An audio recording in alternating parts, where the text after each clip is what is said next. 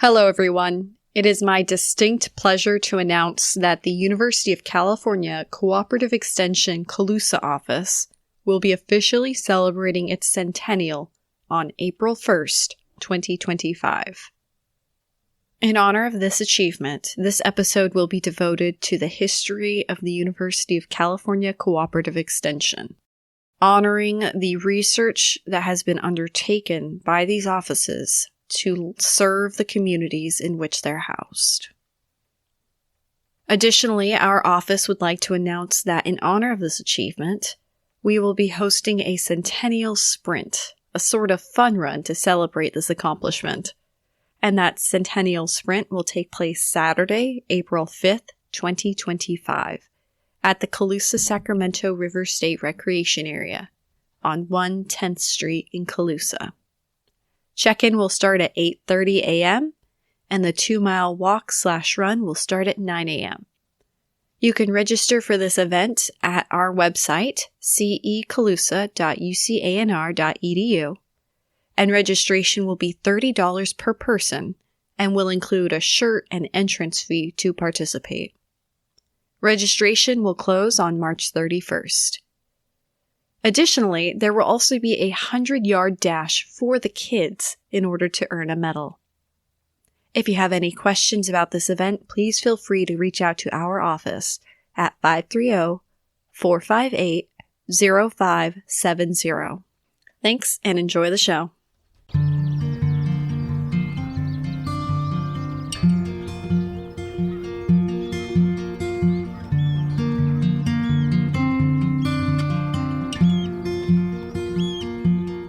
Hello and welcome to Thoughts on Rice, a podcast hosted by the University of California Cooperative Extension Rice Advisors.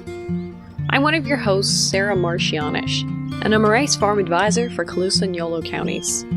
Together, the UCCE Rice Farm Advisors seek to provide relevant, topical, research-backed information relating to California rice production.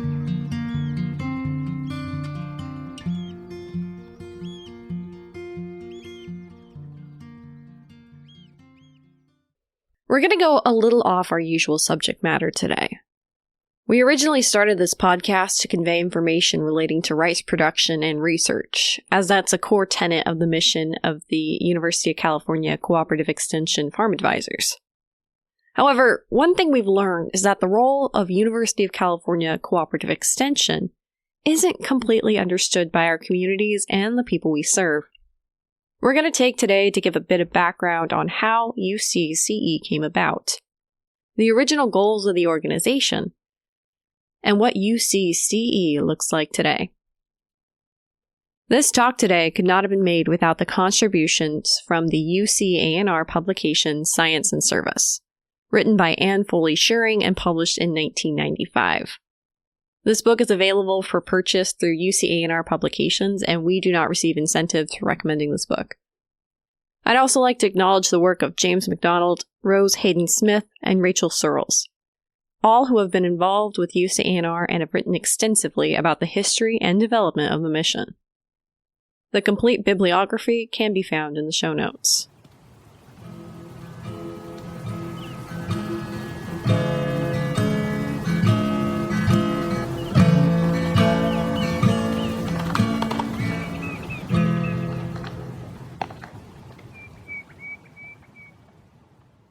The immediate purpose of UC Agricultural Research and Extension, of course, is to help California agriculture maintain and increase its productivity and efficiency, whilst conserving and maintaining the quality of the state's natural resource base. But the benefits of research, resident instruction, and extension extend far beyond the farm gate. The University of California Cooperative Extension, also known as UCCE, has a rich history that dates back over a century, intertwining education, agriculture, and community service. Let's take a journey through its evolution.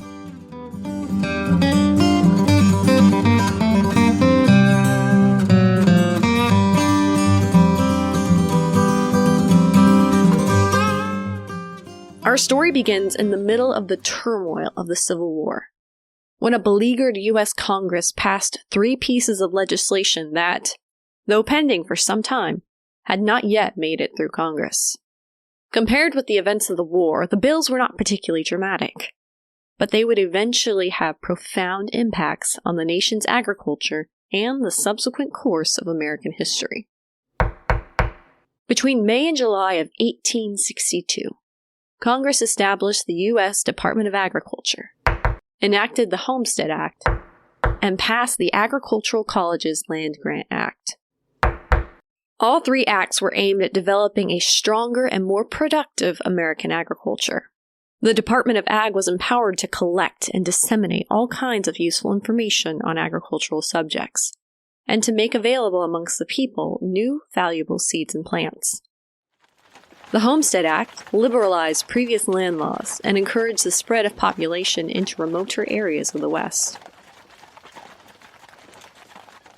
However, we're going to focus mostly on perhaps the most far-reaching of all, which was the piece of legislation usually called the Morrill Act, after its chief sponsor in Congress. This law enabled states to establish public institutions of higher education, which became known as land-grant colleges. This was the Agricultural Colleges Land Grant Act. These land-grant colleges would offer instruction in agriculture, the mechanic and practical arts, military training, and other industrial vocational fields to a democratically broad range of students at public expense. To understand the impact of the land-grant colleges on the nation as a whole, it's important to understand the context in which they were developed. By the mid-19th century, American agriculture was already commercial in most major aspects. From the early tobacco and cotton export to the South, to the milk and meat products supplied by regional farmers to the eastern seaboard cities. Still, many American farms, especially in the West, were primarily self-sustaining units, supporting a family, sure, but not contributing to the larger world, at least not in a huge way. The disparity between rural and urban living standards was becoming ever more obvious. While thousands of families from less prosperous agricultural areas sought better farming opportunities in the West from the 1840s and 50s onward, many bright young men and women left their rural homes for more economically and socially rewarding occupations in town. Their exodus from rural areas enlarging the urban workforce. However, this increasing industrial expansion also required increasing amounts of food for off-farm consumption. What farmers needed in order to provide that surplus that might be poured into industrializing cities, beyond the old triumvirate of land, tools, and sweat, was an organized system for gathering or discovering useful information and encouraging greater productivity, which the landmark laws of 1862 would begin to meet those needs. The Land Grant College Act, again also known as the Morrill Act, allocated 30,000 acres of public land to each state. However, the colleges weren't necessarily to be built directly on this land. Instead, the act stipulated that the proceeds from the sale of these lands were to be invested in a perpetual fund, with the interest used to support and maintain at least one college focused on teaching subjects related to agriculture and the mechanic arts. The act also mandated military instruction and allowed for other scientific and classical studies. In California, the land-grant university founded from the Morrill Act was established in Berkeley in 1868. Eugene Hilgard, the second dean of agriculture and often called the true founder of the university's College of Agriculture, was deeply passionate about agricultural research. He believed in establishing a scientific foundation for agricultural education. Hilgard strongly advocated for agricultural experiment stations, viewing them as essential for promoting rational farming practices. His views were part of a broader national movement that led to the Hatch Act of 1887, which aimed to support a state agricultural experiment station with federal funding. Just a note here before we go back to Hilgard. In 1890, the Hatch Act was modified to include a number of historically black colleges, known as the 1890 land-grant universities, into the state agricultural experiment stations. These 19 universities are still found throughout the South, Midwest, and Eastern states. To name a few: Prairie View A&M in Texas, Fort Valley State in Georgia, and Alabama A&M in, you guessed it, Alabama. One more point before we move on from this in the land-grant university system. In 1994, through the Equity in Educational Land-Grant Status Act of 1994, 36 federally recognized tribal colleges and universities, also known as 1994 institutions, were designated as land-grant universities. These colleges and universities are vital to improve the lives and career opportunities for Native students and the communities at large, and to support research, education, and extension programs that enhance local agriculture and food production. Back to Hilgard. From the start of his career in California, Hilgard focused on addressing practical issues faced by farmers. He quickly began writing short research reports, which were published as supplements to his annual reports or as bulletins distributed to newspapers like the Pacific Rural Press. Hilgard encouraged direct correspondence with farmers, leading to such a high volume of letters that by 1903 his station staff was responding to nearly 15,000 inquiries annually. In January 1884, the College of Agriculture initiated the publication of short bulletins. When the Hatch Act mandated quarterly bulletins and provided funding for their distribution, the Agricultural Experiment Station started producing longer pamphlets. By the late 1890s, some bulletins were over 30 pages long. Initially, Hilgard was the sole author on most of these publications, but other contributors soon emerged, including C.W. Woodworth on plant diseases, F.T. Bioletti on grapes and olives, and M.E. Jaffa on animal nutrition. By the time Hilgard retired in 1905, the series included 171 bulletins, with thousands more printed to meet demand, documenting both research and historical concerns of California farmers. These reports were the precursors to the outreach newsletters still produced by cooperative extension advisors today. When the Hatch Act provided more funding for reaching farmers, another thing they stipulated was the dissemination of information.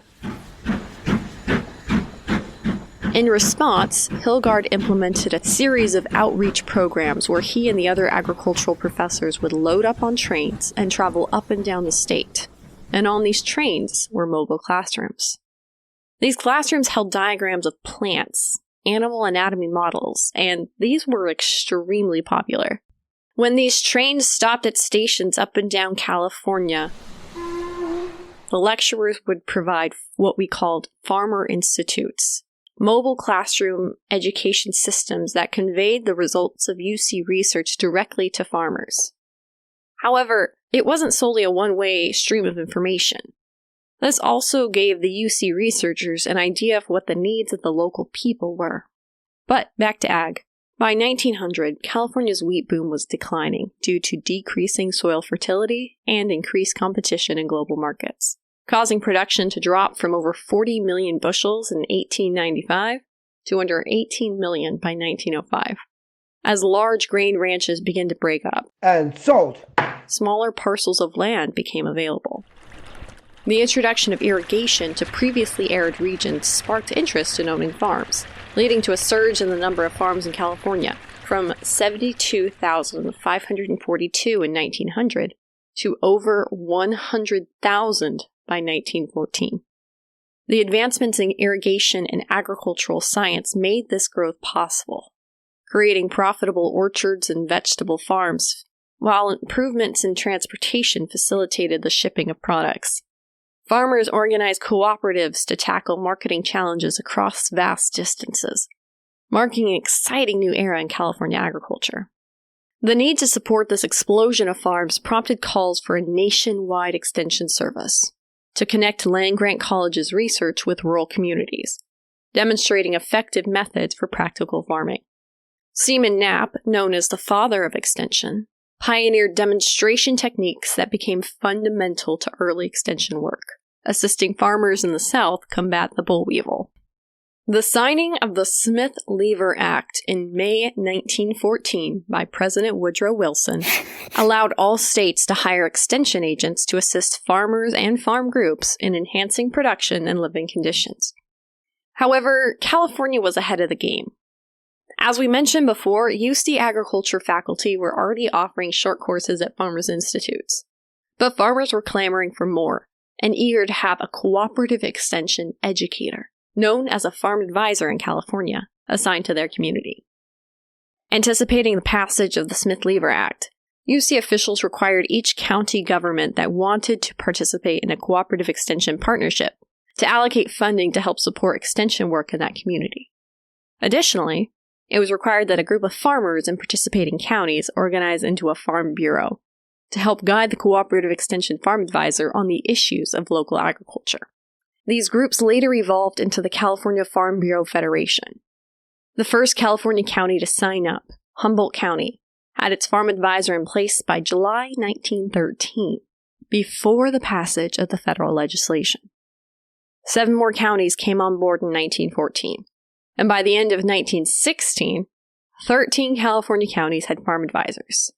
And in the following years, 41 of the 58 California counties secured cooperative extension farm advisors.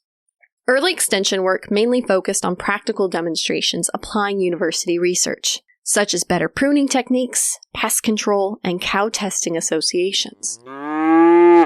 Beyond technical support, farm advisors also addressed community needs, including rodent control, road improvements, restroom facilities, beautification projects, and youth engagement through agricultural clubs, which were the precursor to 4-H. By 1919, more than 3,500 of the nation's 4,000 counties had extension agents. However, after the war, special funding appropriations ceased, causing a temporary decline in the extension service, leading to the resignation of nearly half of California's farm and home advisors. Despite this, local governments recognized the value of extension work, replacing lost federal funds with state and county support. The 1920s became a golden age for extension work. Young, dynamic extension agents traveled rural roads on motorcycles and Model Ts, helping farm families improve their livelihoods. The Agricultural Extension Service's primary role remained the local dissemination of research findings. But the 1920s also saw a focus on fostering social connections and leadership among rural communities. Extension efforts included organizing fire protection districts, septic system construction, home demonstrations, nutrition education, and local economics meetings. In 1926, the director of the Extension Service, B.H. Cochran, boasted that, quote, "The number of persons attending meetings conducted by members of the Agricultural Extension Service in a given year was more than double those attending all football games played by the university team." End quote. Now, I know this was almost 100 years ago, but that may still be partially true. In the years following World War I, California's agricultural landscape shifted dramatically. Farmers invested heavily in orchards and vineyards, but the resulting overproduction led to plummeting prices and financial distress for many. By 1932, California's farm income had fallen to less than half of what it had been just 3 years earlier. I regret to inform you today, the stock market, it has plummeted. The Great Depression hit California hard, with farm foreclosures rising and unemployment levels soaring as people migrated in search of work. The Extension Service was not immune to the financial hardship. As an example, in 1929 through 30, the state funded the UC budget to the tune of $9.9 million. But just a few years later, in 1933 through 34, the state budget only allocated $6.6 million for the entire UC system. The College of Agriculture's Dean, Claude Hutchinson, and the director of the Agricultural Extension Service, B.H. Cochran, took to the road.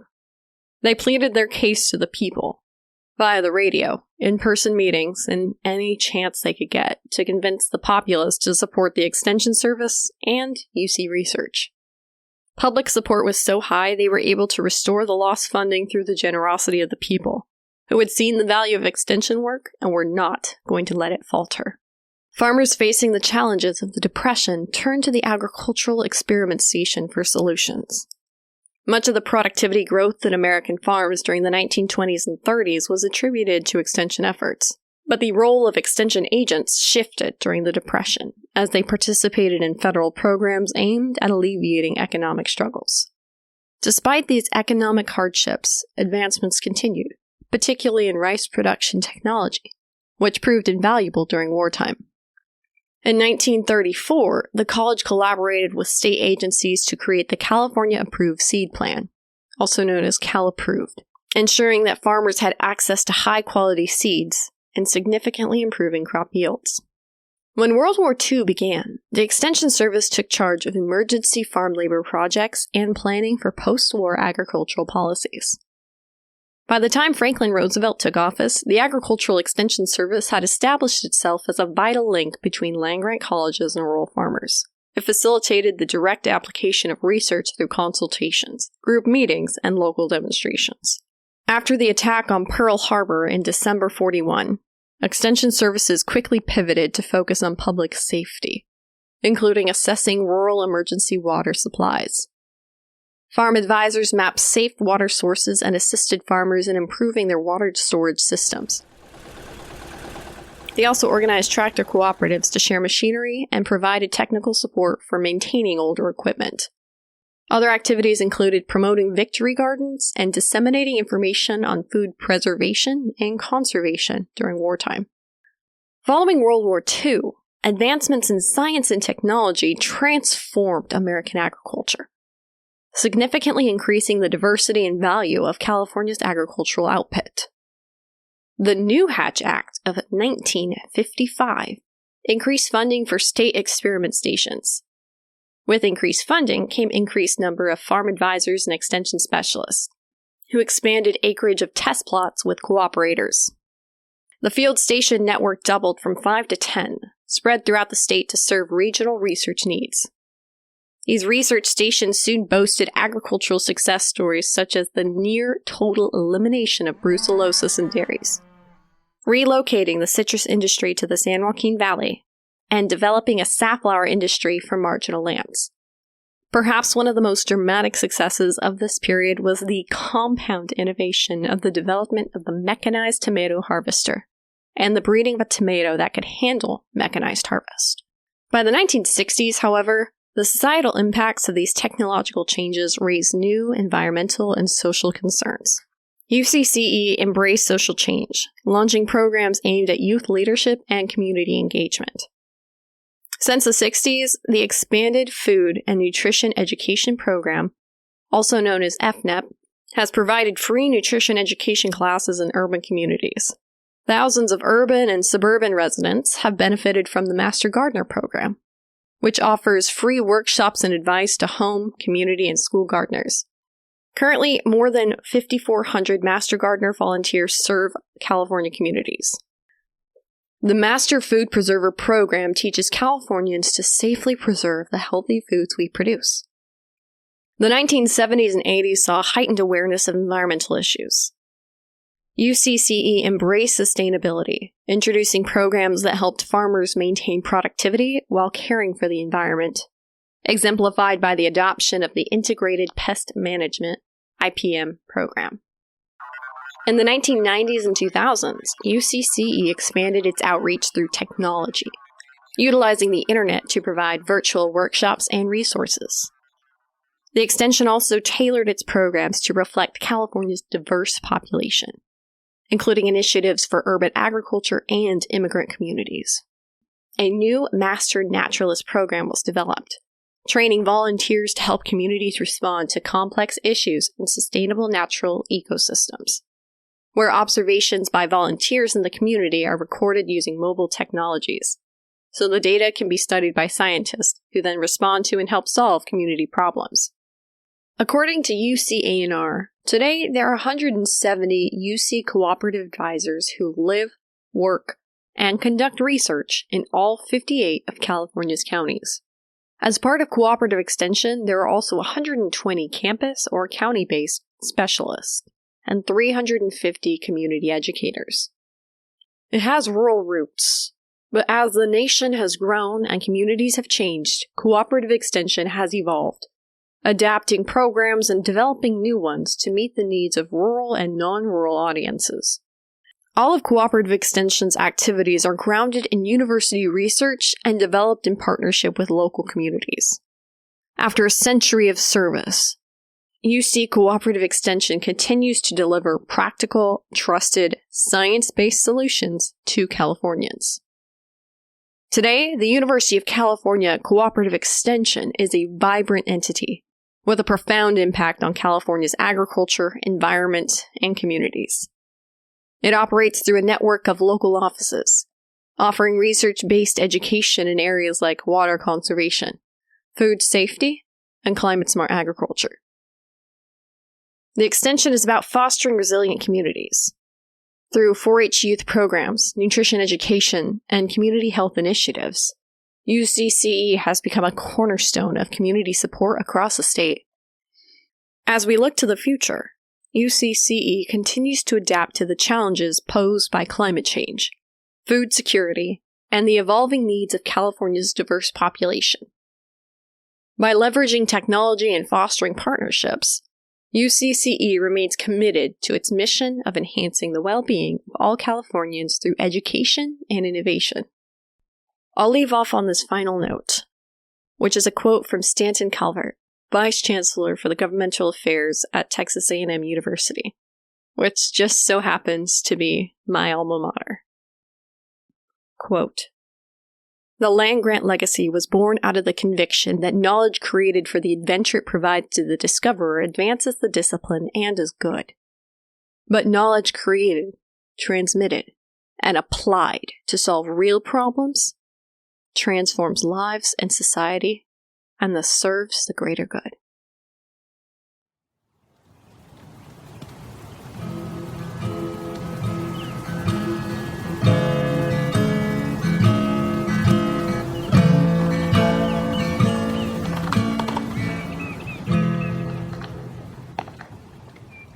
We have a few upcoming events.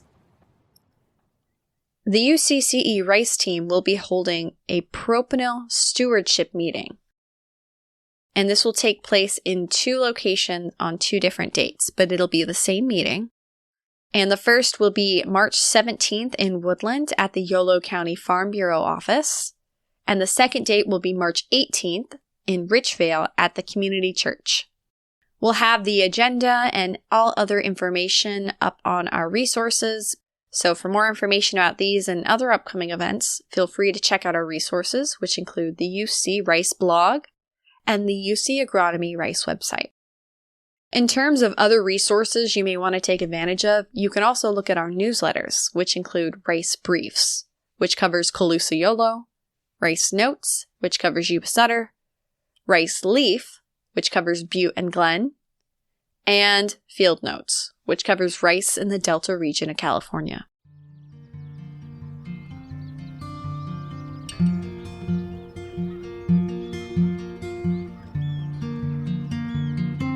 Thanks for listening to Thoughts on Rice, a University of California Cooperative Extension podcast from the University of California Agriculture and Natural Resources.